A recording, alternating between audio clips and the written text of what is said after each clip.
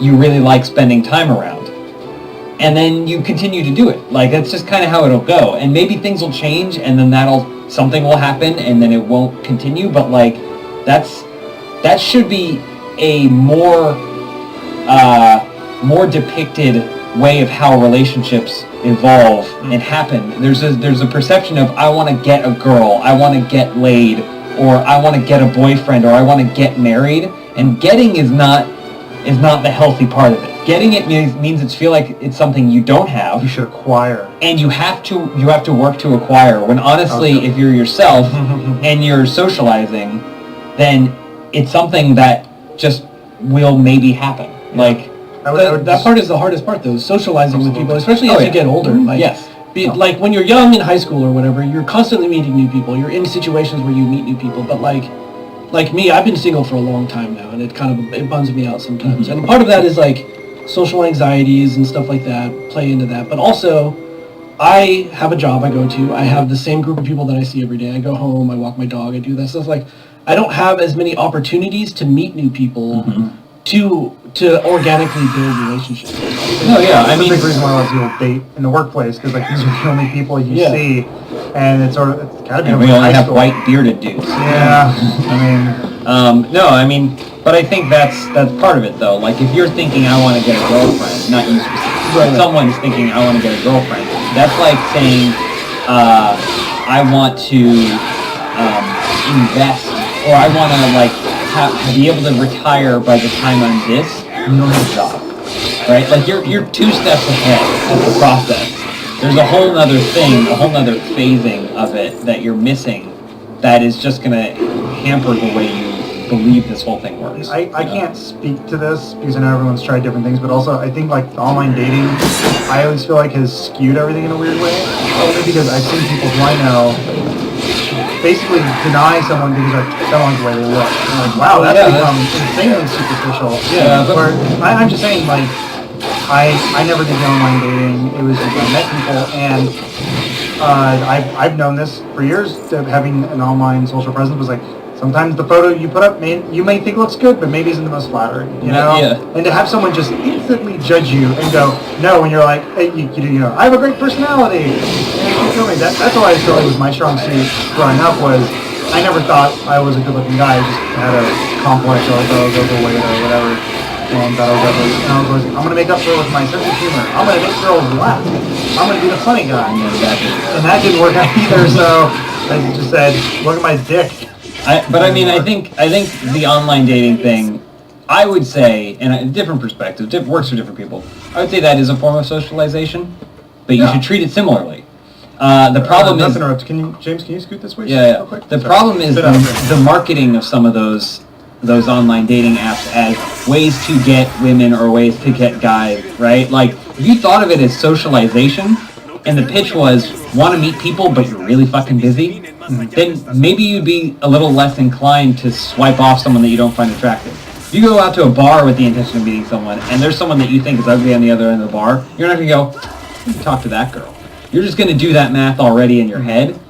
But if your intention is not to get laid, get a girlfriend, just meet people and socialize and kind of have human interactions, then that's not going to hamper you anyway, and then who knows what you can discover about said person or whatever. You know, like, unfortunately, and this is, like I said, it precedes media, but something like Tinder is like, here's a way to get, like, a girlfriend, or here's a way to get a boyfriend. If it was just, you like, are you busy, but you really just want to have conversations with human beings?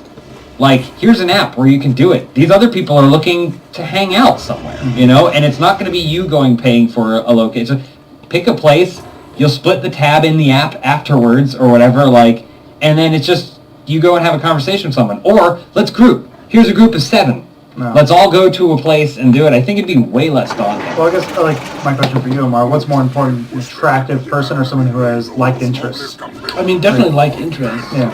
I feel like a long time ago... like a rat that won't quit. Exactly. Okay. You know, you always have that one thing. I was going to say, like, so, like, things, you love your dog, Bender. Like, I don't know, maybe it's something where, like, if you volunteer on weekends to, like, at a dog shelter or something like that, you might need something, like, it's this weird thing. This is just where my mind goes because I feel like the online dating thing is sort of like cheating, but it also, I think, at the same time, you're getting too specific and too granular, and then you might end up looking for something too specific, and you will never find it. Yeah.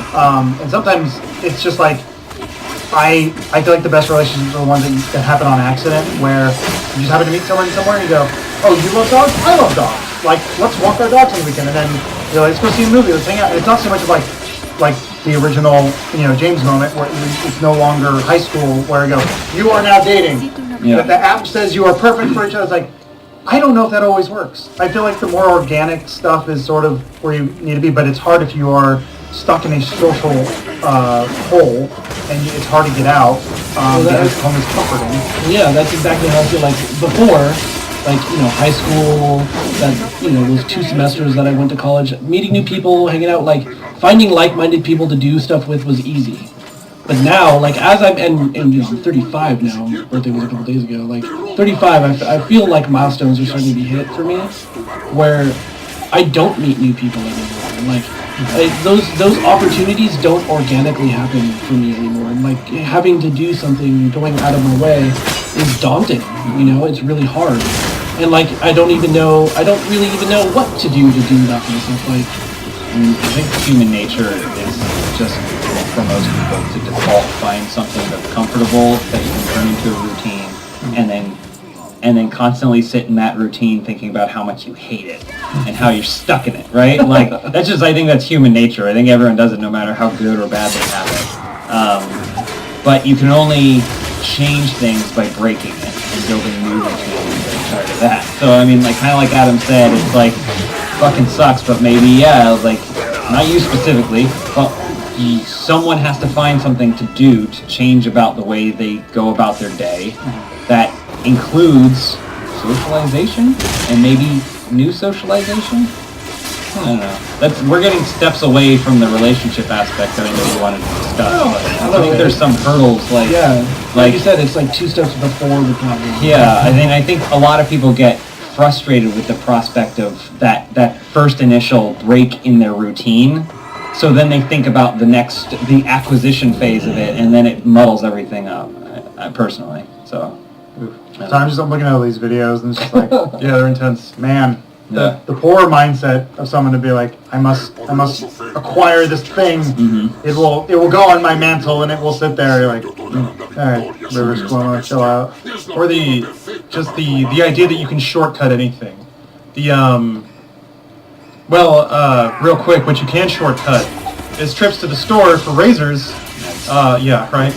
I got a good point. I'll get to that in just a minute. But first, this podcast is sponsored by Dollar Shave Club.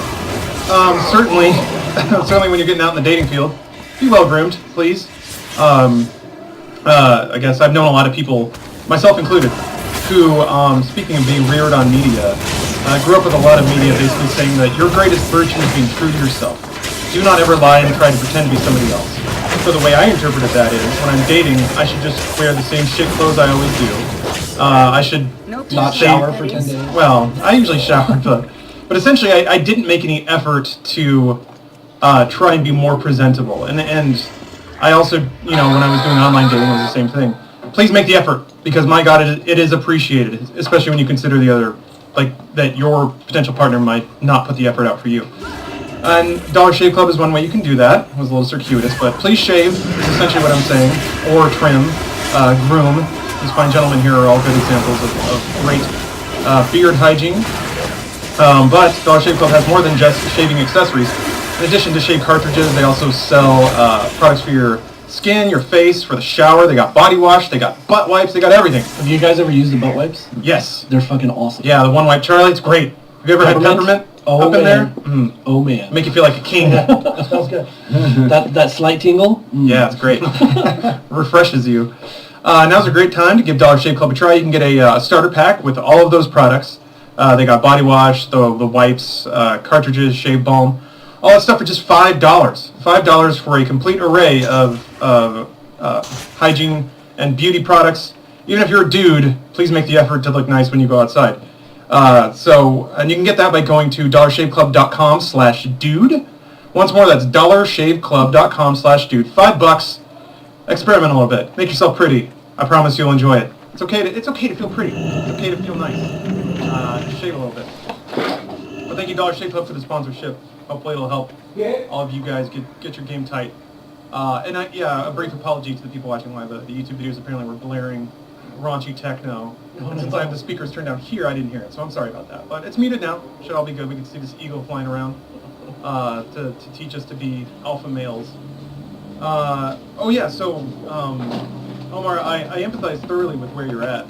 When I graduated college, I got a job, and it was in programming, so there weren't a whole lot of ladies to chat up. So I tried online dating, but That's a problem. We need to change that. Again, 2 steps ahead. no, sure. I'm just saying the process. Get the programming. It's a process I went through. Make me a robot. Yeah, I have to say that I want, as a brief aside, that is the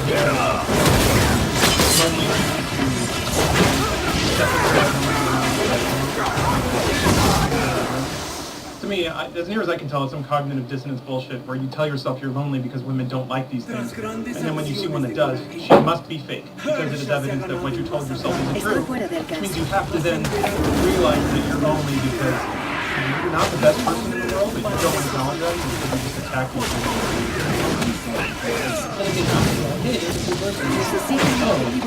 I don't want this person anymore. And all those factors kind of play into the process that I had to go through after graduating college. I made an online profile and it was horrible. I tried to accentuate the most attractive people. So I wrote like a 5-page thesis on dating. And lo and behold, it attracted nobody. Because who wants that? I don't want that. So I basically had some good friends of mine doing profiles and some honest feedback, which I initially rejected. Part of that book. I feel like joking. Oh yeah. I never endured it, thank God, but I was probably pretty close at some points. But once I changed my profile around to be a lot less aggressive. Oh, yeah. Oh, we're transforming. Wow. Once I realized that I was basically putting the onus of validation on everyone that I approached and anyone into, which is a really shitty thing to do, and I didn't even know I was doing it. Once I realized I did that, and I went on to self-discovery craft, admit it to myself, the self-esteem problems I had. And as soon as I did that, it became very easy to honestly acknowledge them and then deal with them and become a more more realized human being. So I wrote another profile that was much less never talk to me. Essentially, was the other term. Perhaps you still have these profiles. Oh. So it was always on OkCupid. Probably the most useful, but this is like 25 of these.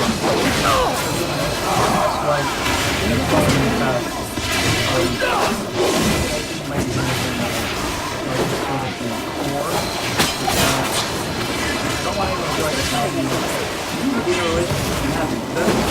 That's not people always say, like, I have millions of dollars and I'm depressed. It's like, getting stuff is not happiness. Being happy with yourself is happiness. Like, being okay with who you are, like, focus on you first. You're educate yourself, make yourself healthy.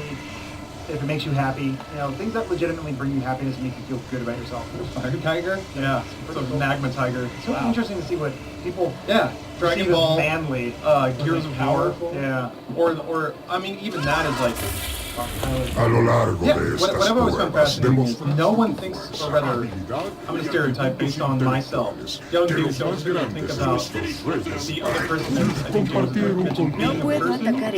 So if you're like, I want to be the coolest you've ever, I would be before.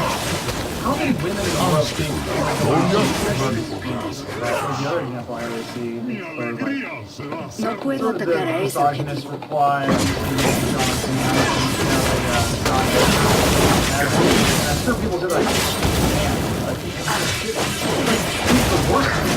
He's horrible. He's a womanizer. He's a piece of shit. And he even goes through this whole journey of self-discovery and is still kind of a shithead. But I think a lot of people see Tyler Durden that's what I want to be. Tyler sucks. Well, a character specifically. The other one too is like the psycho.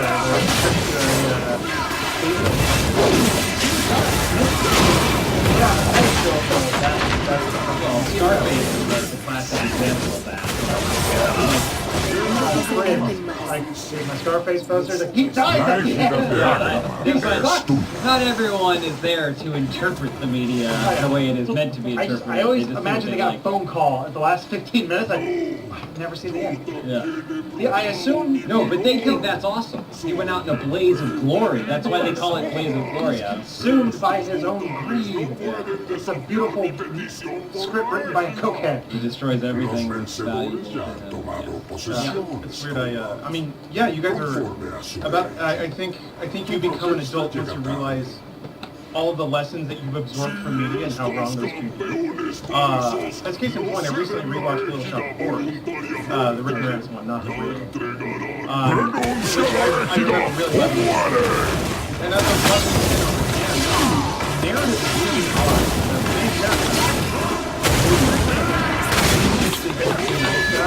But he never does anything nice. He's just not exactly terrible.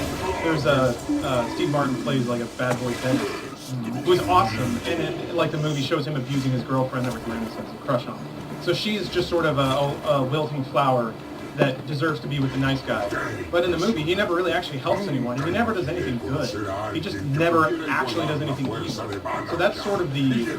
And then, of course, in the end, he gets the girl because he was the nice guy. But, like, it's weird how powerful that sort of narrative influenced me as I was going through my dating.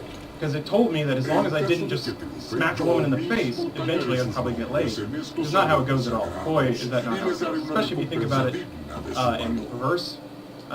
Actually, maybe ladies probably have an easier time getting laid. I don't know. I can't speak to that. But yeah, who thinks about it in those terms? It's not really that. Two people want to find healthy, constructive ways to spend their life. None of that is really reflective from this. So the question is like Impulse action? That's fleeting. Is it being in the moment? Is it having this like hot and serious relationship? That's not gonna last. It's like you might have fun though. there's nothing wrong with having fun. I'm just saying if you're in it for the long haul, if you're looking for something to be with somebody, you have to ask them like, am I okay if this person is in a vegetative state, but they can still communicate with me through blinking and it still makes me laugh. Ooh. Like I'm just saying though, like that's a question to consider. Not that's probably a little too extreme, but it's just like can we entertain each other just by sitting on the couch? You know, will we make each other happy doing simple things?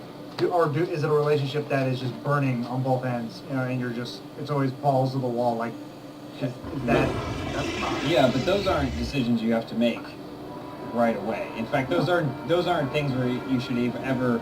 But the moment you sit down and have to answer that question, you should have already answered it a long time ago. I'm right? just going Like, to the Seymour query with Uh-huh. Lawrence. That entire relationship is built on a giant death-eating, or, a human-eating plant. Yeah.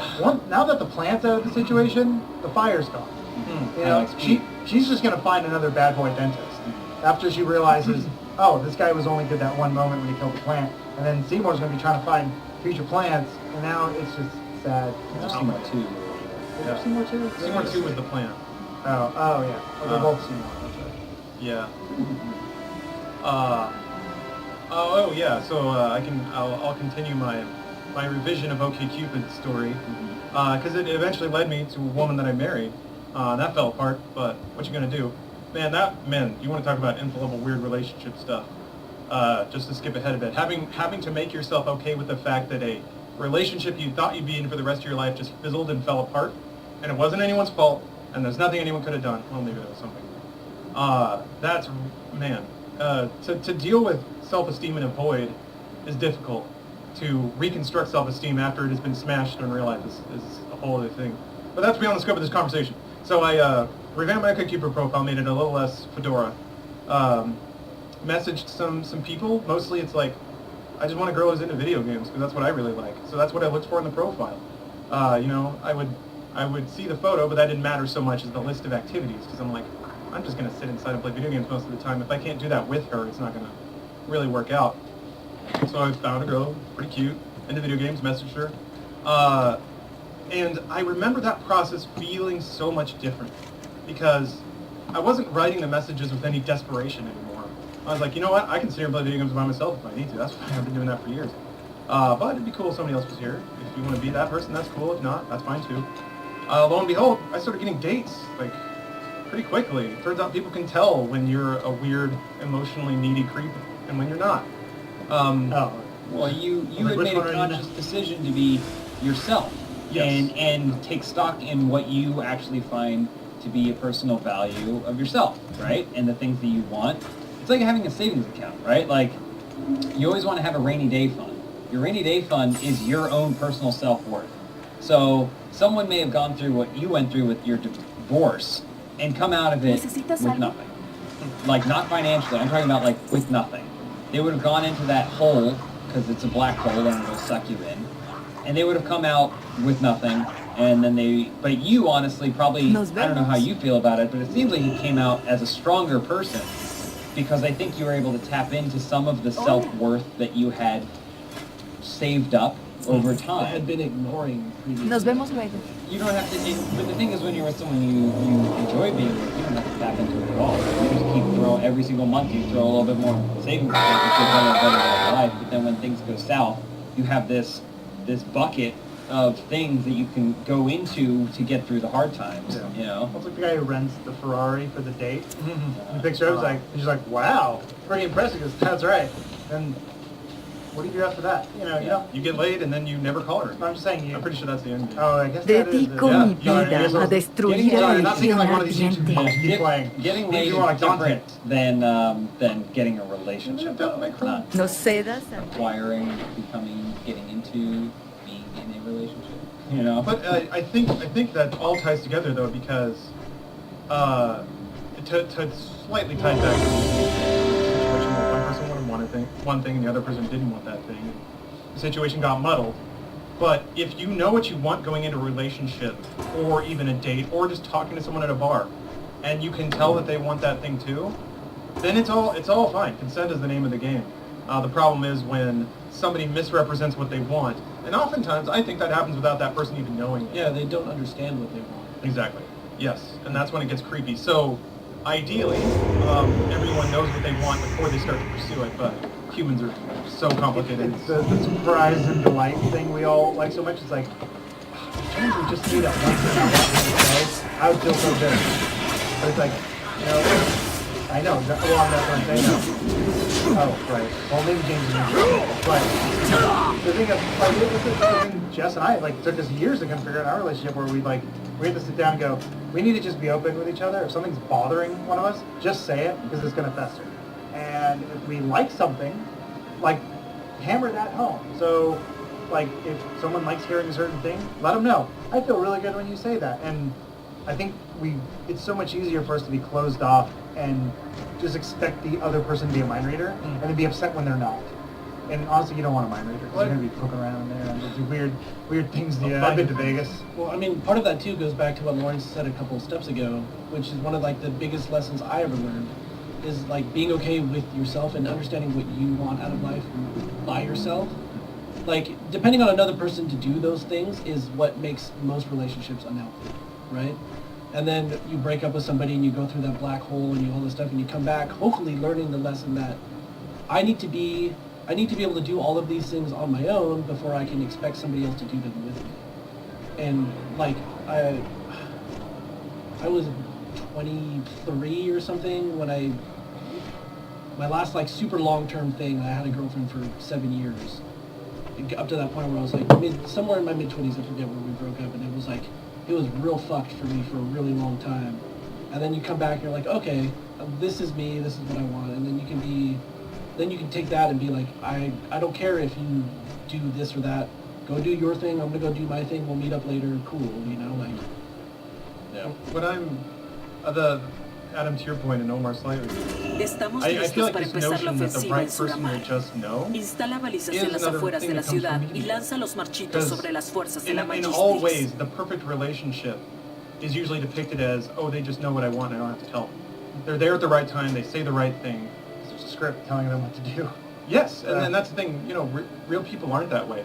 I think it's possible for people to be on a wavelength and understand each other, but I think it's ridiculous to assume that two humans can form a relationship that should last for any amount of time and not communicate some very basic things. And I feel like that's another one of those things that you sort of assume based on the nice stories you're told about love and relationships as you're growing up, and then at some point has to be shattered. And there are a lot of younger relationships that fall apart because there's a lot of assumptions about communication, especially like, I mean, even sexual ones, which relates back to the story, and also a lot of the ensuing discussion is a lot of dudes are like, oh, so what, I have to ask, like literally ask every time I do anything now? And a lot of ladies are like, yes, actually that would be really nice, because apparently a lot of dudes take a lot of liberties. But there's this assumption. Well, there's this assumption that asking Rob's passion, of like stopping down and being like, yo, is this okay? Or is it okay if I stick it there? Whatever. There's this, I mean, it is awkward, absolutely. But these are also the same arguments that people throw around about condoms. Where it's like, oh, if I have to stop, it's less passionate. I think if two people are willing to bone, they're willing to wait through putting on a condom, and they're willing to wait through a small, maybe slightly awkward conversation about what's about to happen, and are both people okay with it? Well, also it's weird. Sex is a massive spectrum. Sex can be someone grinding on your dick, right, until you come in your pants. Boom, I had sex, right? Like, for some people, that's sex. Mm-hmm. For other people, like, oh, I'd much rather take it up the butt than I'd give you a blowjob. Like it's different people have different spectrums for the spectrum of sex, and like to make sure everyone's clearly at least within the same color radius would be nice. Yeah. I think. I think at least from my perspective, it always should be never do harm to the other person. But then there are some relationships people like to be harmed, and that kind of goes to the Aziz Ansari thing, where I'm like, I understand people have kinks. I am not really one of those people. I'm a pretty old-fashioned guy. That's like pretty vanilla, like maybe swim. Head down on the kitchen table. Yeah, you know, just put on the saddle and ride her home. You know, 4 to 5 hours later, you're done. Sore and dehydrated. But it's like I always feel like I'm not in a place to judge two consenting adults who do one thing. But now what we're seeing is people saying, now in hindsight, that was awkward. It's like that happens in a lot of relationships. I understand that, but I don't with the Aziz Ansari thing. I don't think anything's going to accomplish what that person had sought out to be accomplished. I think it just sort of, for me at least, it opened up a window into saying, wow, yeah, sex is awkward for a lot of people. Weird. A lot of people do weird shit. Well, I think there's a conversation about what you believe to be your perception of something. You need to constantly recalibrate the rest of the world and the people around you. I think there's value in that, you know, like, and this goes for anything. This goes for sex, this goes for relationships, goes for politics, it goes for religion, it goes for walking down the street. Like, sometimes take a minute and go, like, does my perspective, is that in tune with the people that are being directly affected? And I think there's value in that. You know, that's the ultimate human value. I know. It's what human beings, in everyone's defense, it's what human beings are probably the worst at. Empathy? It's not empathy. Oh. It's just comparing your perspective of the world with everyone else's, and then trying to figure out if there's cohesion there, and then how to resolve that cohesion in a way that involves the least number of people being upset by it. I would say politics is like the number one thing I always feel like where someone goes, that person disagrees with me, fuck them. And it's like, think about it from their perspective, and then maybe get a mutual understanding. But the thing is, generally the way it goes is someone goes, that person agrees with me, I'm right. But all you do is you just kept scrolling until you found the person that agrees with you, you know, or something like that. the bias, confirmation. That's what societies are. Sociology is just constant measuring of how that works. So it's natural to that's just how these things are designed. But if you want to get out of it, Well, watching these testosterone videos playing a 30 frame segment, Alonso's playing, I'm worried that I need more of a leader, less of a follower. Yeah. It's a lot of that shit. Yeah. Well, people talk about toxic masculinity. I think whether it exists or not, I'm not here to get into that debate. All I can say is that, for me personally, growing up, there were certain traits that were perceived as purely good. Being a leader, purely good. Being attractive, purely good. Being able to that James Bond sense where you can talk to anyone and have them fall in love with you, that the idea that that is entirely in your control. How do you say? Exactly, yes. That's something that took me a while to sort of rid my brain of, because once that idea is implanted, then suddenly it's your fault when you're not attractive. And I'm sure a lot of human beings feel that way. It's probably not just a dude thing. I'm sure it's not. I've heard a lot of ladies say the same. But once you sort of dismiss that guilt or that judgment, then suddenly things become a lot easier. It becomes a lot easier to see yourself and your value and what your actual problems are, in addition to your virtues. And I hope that that is ultimately the takeaway we can get out of that article. I don't know what its agenda was, other than some lady to say that I had a bad evening and I want people to know about it. Also, the timing of it's a little odd. I think it was based on the fact that he won a Golden Globe, so the lady in question was like, this is so hard for me to watch, I have to tell my story. Fine, whatever. But I think, personally, having no information or guidance or no one to bounce off of growing up, all I had was media.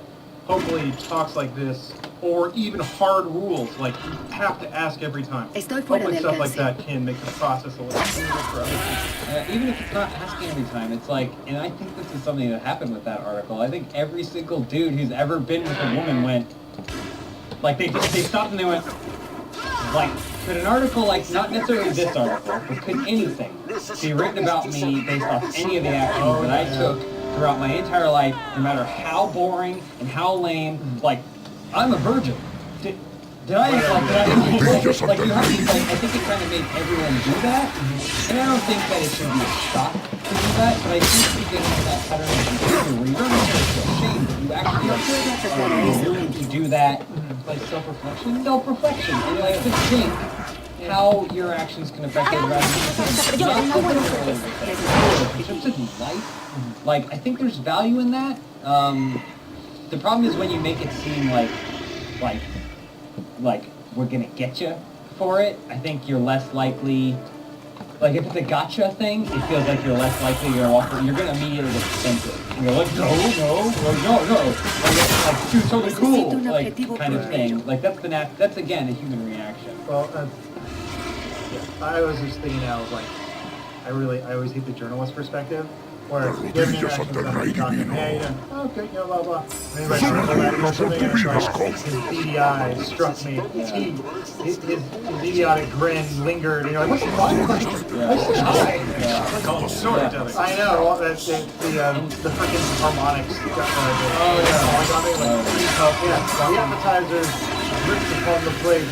There's some dude who had a couple tall boys like, I'm having a great time. This is good. And there's the over-analytical penny bag. I mean, that happens. Thesaurus open on the side. Yeah, okay. That happens to us every single day, and every single comment on every single thing where someone maybe that's a moment where you have to go, you do those self-reflection, and then you do take stock of like, that was fine. Yeah. And then it becomes a shortcoming of the person. They did not think Well, I mean, and understanding, like, make sure you respect it. Still acknowledging other people's The article reminded me of, it happens with us, we're in our little weird bubble, but like, so like an event like our GTX or PAX, where people ain't mind to meet you, and for us, the interaction is, hi, and picture, bye. Sometimes someone talks to you, but then like, you'll see a post on like a Tumblr or something of like, my father had Pascal was dying of a disease, and they just didn't acknowledge it, and like, you didn't say anything, right, but you should have known. Yeah. And then they get mad at you for reading it, because that Those was are my private thoughts posted publicly on Tumblr. Yeah. I tagged you. You're just ripping their head out. How dare you? Yeah, but human beings are complex. If you take stock in yourself, you have that foundation, that savings account, you read something like that, and you go, I think I was okay there, and I'll try and consider that person's perspective, but I'm not going to go cut myself parents. And then also, I would say in human beings' defense, maybe more specifically of human beings, our community, most people are more inclined to say something to the opposite, where it's like, I was actually going through something, I didn't mention to them to anything, but they were just genuinely nice, everyone was so kind, and it just allowed me to walk away feeling better about everything. I was not citing an example. No, I know. Our community has actually always been really good. I've just read other things where they're like, I met Stanley and it was the worst thing in the world. It's like, he's got Never meet your heroes. He's gone. Yeah. I mean, also, we shouldn't be here ever. We're just some dudes. Yeah. It's just perspective. Oh, you guys missed it at lunch. I got notice at the old restaurant. Guy said, Miles, I'm a big fan. Oh, cool. I watched a lot of Red vs. Blue. awesome. And then as we're walking out to Bruce, he goes, later, Adam. Wait. Habla rápido. Yeah, somebody Okay. sent me. All right. Somebody sent me a message about like doing something with charity, and I've been trying to kick up those conversations a little more. And then he was like, "Yeah, you could come by and you can bring your wife Jess, and maybe Bruce could come." And I'm like, Who do you think I am? you didn't get the names You right. should do it. I should, yeah. Let's just do it this weekend. No confíes en mí. I think we're, yeah. Rent a full-size bear costume, show up and go, this is who you are? Yeah. You had no fucking idea, did you? But speaking of getting a homely young lass back to your apartment, you want to make sure you're equipped. We just took 10 steps Yeah, back. 10 I did. steps What the fuck am I supposed to do? I'm talking about Adam's wife. There's no link there. If you want to sleep soundly, knowing that your personal stock is healthy and Adam, vesting. see if you can ring toss it on my head from over there. Yeah, sure. Adam's gonna try to fedora me up. Oh, okay. Bit of an overshot. Well, I think the brim on that fedora catches a little more wind than you might think. Anyway, Casper's sponsoring this podcast. They make mattresses. You can have sex on them. But they're new wave tech mattresses. I've had my Casper mattress for like 3 years now. The thing that I find impressive is it's not getting the lumps, man. It's still holding shape. At this point, this is about when there'd be a chasm about the width of my body developing in my mattress, which typically it has been comfortable in the past, and then I get back issues, so it's not all good, but Casper is awesome. It's made out of some like latex memory foam hybrid. It's new tech. It's breathable. It's not hot. I always get hot when I sleep, so it's been nice having something that breathes a little bit. And you know what? It's American. So at the end of your successful date, when you're going to town, you can have sex on something made right here in the USA, and that's the best sex you'll ever have. And they have a 100-night return policy. The idea being that you're not going to figure out how a mattress feels just by laying on it for a few minutes or even one night. So they give you 100 days or 100 nights to try it out. And if you don't like it, you can return it. So it's kind of a risk-free trial kind of thing. You can get $50 towards select mattresses by visiting casper.com/dudesoup and using code dudesoup at checkout. Terms and conditions apply. Once more, that's $50 on select mattresses by going to casper.com/dudesoup and using code dudesoup at checkout. I recommend it thoroughly. Every night is a dream for me. Yeah, that's right. Because you have a mirror. Yes, I get to see Los myself. tres hermanos Sleeping caídos with de me. escoba Good night, me. Good night, me. despertaron. I had a mind freak. Y I'll say recuérdales that. por So qué many mind deben freaks. You got a hard net hard. All right, you got Cat Piano Classics. Everyone knows them and loves them. This one's kind of odd. It's going to take a little bit of explaining. So first up, we'll do Cat Piano real quick. Look at the mind freak. Oh, I was watching a little bit of that movie. Actually, no, I'm going to fucking skip through it. So like, it's Arlie for being the non-emotive character in the movie, but he goes through a narrative arc, which is kind of interesting, that I thought was particularly smart because it's sort of the same emotional process that a lot of young men go through. So again, spoilers, but essentially he has issues about not being special since he's a manufactured living person. He works in a routine that doesn't seem to go anywhere. He just kind of does whatever his boss tells him. He has no meaningful relationships except with a AI hologram lady. That eventually that doesn't end well either. So there's essentially this crush of all of these real-world realizations that hit someone inside. That my life ultimately isn't important. My actions are I'm in a serious relationship that turns out was very superficial or fell apart faster than I was expecting. So the love that I thought was real was entirely illusionary. And now I have to figure out how to continue existing in this world with all of the value that I had put on my life has just completely evaporated. I thought it was pretty interesting because I've gone through similar feelings where a lot of the things that I thought were important were destroyed or left my life. And it sucks. But I thought it was particularly smart as a movie to have a male character of that age going through an analog of what a lot of humans go through. Some humans, at least I did.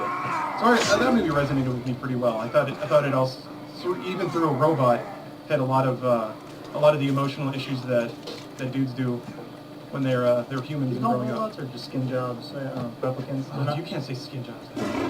That's not your term. Okay. But yeah. That's what they call him. It was it was really nice. Oh, he comes back to work and all the cops are like, fuck off, skin job, and he's like, Yeah. Yeah. Got graffiti on his door and everything. Oh man. Such a good movie. It's also the self-imposed exclusionism, because being a nerd, I'm like, oh, everybody hates me, but I'm true to myself, so therefore I'm the good guy. Like a lot of that invented narrative is also sort of reflected in the movie. It's not necessarily that Agent K thinks he's awesome because everybody hates on him. But that's certainly how I reconstituted any negative feedback I got from the world. About feeling special and realizing you're not. You made negative feedback turn into you feeling good about yourself? Is that what you said? Sort of. I used it to empower myself. So people would,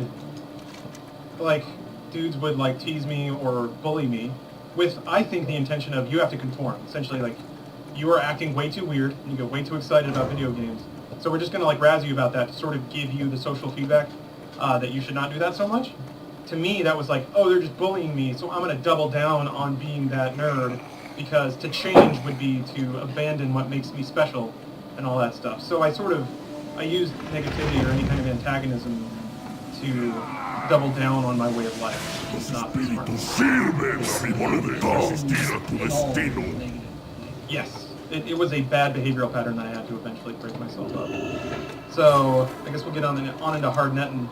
Or I don't know if you guys have any lingering topics. I feel like there's one aspect of that whole thing that we didn't totally talk about that we danced around. Sure. It's going out and meeting new people and how and the anxiety a lot of people have now with talking to people because they think they're going to offend somebody right away, and how you get over that, going to a bar and walking up to somebody not being felt as you're attacking them in your safe space or whatever. And a lot of all of the things that we said all apply. It's if you be yourself and not some crazy asshole trying to do having this crazy agenda of getting laid right then, they're not going to feel attacked. You're not going to feel attacking, and Yeah, I mean, I think it's like approaching a stray dog. If you're approaching the stray dog, how they can sense. yeah, I'm not the implications this is of just that, but, humans. yeah. I think humans can get a sense of what's this person, what are they doing? Why are they coming towards me like this? What are their intentions? But if you just are oh, a dog, and you go to do it, you're only going to get bit if something's wrong with the dog, not wrong with you.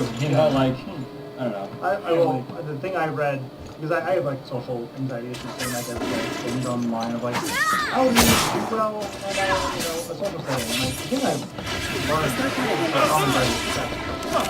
thinking about you, the thing, number one killer, hey, so what kind of car do you drive? No. You give me an answer. He's gonna I'm saying, I'm conversation. So I'm I have a Prius. oh, that's cool. I drive a different car than you. I love this car. Man, my car's good. You just see so much. Yeah. Exactly. Don't. Yeah. Don't wait for the person to stop talking. Talk about yourself. As an exercise, if you're having trouble out there. So what kind of car do you drive? Go on. Oh, we go far with another car. Tell me more. And it looks like a future car. What color is it? It is gray. How many wheels does it have? Where do you live? So the two things I've seen the most are just ask questions like that, not personal questions, general things, and always when vacation's coming up, because people always want to talk to you. That's the thing people always You value their life. You put value into what they're Let's It's called active listening. Yeah. And it's a skill that you have to develop if you talk about it. And also, my point was don't be scared to approach people because you think you're going to be. If you're going to be calm in yourself and not talk to them, they'll either ask you to not talk to them and then you say, okay, sorry, go ahead and move forward. Or you continue to talk to the person and figure out whether or not you're going to comment. The fear of offending people, I think, gets in the way of a lot of people doing stuff. Absolutely. And obviously it's there for a reason because there's people being way too aggressive and stuff, and I'm not discounting that. People women and men too, they get attacked in a lot of places, they get cornered and stuff like that. That's all shitty behavior. But you shouldn't be afraid to offend somebody if you go up and talk to them. If you're in a situation where you're in a public place with stuff like that. Well, and the act of listening happens even before someone's talking. Yeah. People send conscious and unconscious cues that get, and there's loads of studies out there. Typically, when a dude's horny, he willingly ignores them, which is not to say he sits down and like, I have a boner, I'm gonna ignore all context. It's more of a biological thing. It just happens, which sucks. But when the lady's like sitting in a bar and she's closed up and turned away from people and just like drinking her drink and looking at TV, she's kind of already demonstrating she doesn't want to be approached. Maybe she's just having her own time. A lot of women aren't waiting for you to walk up and talk to them. Some of them might be. But you can kind of read that and trust your instincts in that regard. And if you can tell that somebody's not into talking to you, sometimes they don't have to say go away, but they can say it in a lot of ways. They're not making eye contact, if they're turning away from you. If you ask them questions and they give very short answers that don't invite more questions or invite conversation, she might be shy, but that's also not your problem. So just move on. That's it. I used to have this hang up of like, oh, but what if she was the one? She's demonstratively not the one because she's not interested in talking to me, but that never really factored into it. So, not now, at least. Yeah. Yes. Come back with it's a time thing. Again, it's not about requiring. It's time. So, I don't know. Maybe you see her in there the next night, and you're a familiar face, and she's like, oh, hi, and that's it. Yep. And then the next week, because you're going to a place with people, maybe she sees you talking to other people in a normal way. And then the defenses start to come down. But it's not something that you can solve. It's not something for you to solve. It's not a problem to be solved. It's got to be an adjusted person, which sucks. Zakoro is over here tweeting in the comm center. Says, I think that is my problem. I want somebody to tell me I'm doing good. To tell me to ignore that voice in my head that I am worthless because I can't do it for myself. That is part of it. Yeah, when you doubt yourself and there's no information there to tell you you shouldn't, it kind of keeps happening. So if you're not getting dates, and then you're getting a complex about getting dates, that only makes getting a date even harder, because then suddenly you have a complex about it, self-esteem issues. You have a need for validation. It also might change your perspective on what you think is a good and a bad date, which could be worse. Yeah. You go down a path that isn't helpful, right? Está muy lejos. Like start looking at it, like aware. That's awareness, right? Yeah. It's awareness. That is step one. Awareness is step one. Yeah. Well said, everybody. So yeah, hopefully we fixed everything. We solved it. We're the best. So we said girl and girlfriend and stuff like that, but it goes both ways. Yeah. Any human being. Like being a little gender normative or whatever. Yeah. Like it goes both ways. Just speaking from our perspective. Yeah. Yep. Love who you love. Hopefully Doesn't this. matter. There we go. No quiero atacar a ese objetivo. You can't get 100% correct in terms of your empathy or your personal perspective every single time. Just to be aware of it, take stock in it, take responsibility for your life. Funny, here's another brief side story. So when I was first hitting up Stephanie on OkCupid, we had initially made a date plan, and then she was like, "Oh, I'm busy at work," and part of my head was like maybe you are, maybe you aren't. But if you're saying no, that's cool. I don't care. So I just went home and like streamed, and she watched it, and she was actually working. But she was for her, interacting with other people was something that made her feel more confident about going. So there was some she was getting in chat. Hey, stop! Okay, 12 and that's one of those signals that like I'm not a completely well-developed human and I'll never be, but it's one of those things where if I consistently I want to cover often anyway. But people can perceive your wellness as a human being in a number of ways. And saying the right thing in the right order on a date is not one of them. It is one. Well, it's not one. A lot of people think it's purely about that encounter if you made it. But life's a long story. Yeah, that was good. Well said, everybody. I'm proud of you. You guys are all well-developed men until that article comes out, Adam.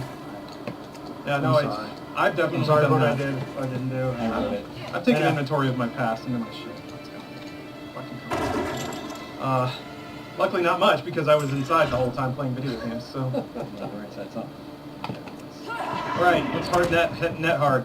So first up we got Captain Handle Classics, a little night music for you guys.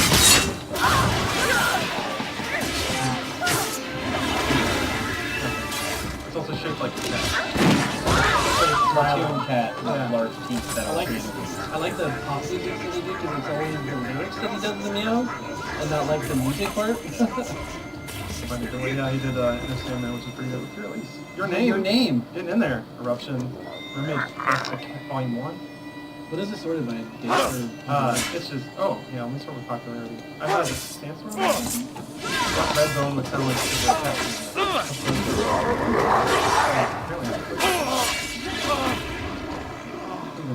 Oh, Childish Gambino song. We have exactly done this. Yeah, we did this. We've done this all before. Okay.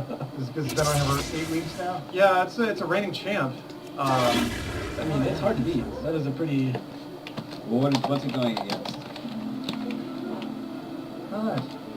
What? Are you ready? As always, welcome.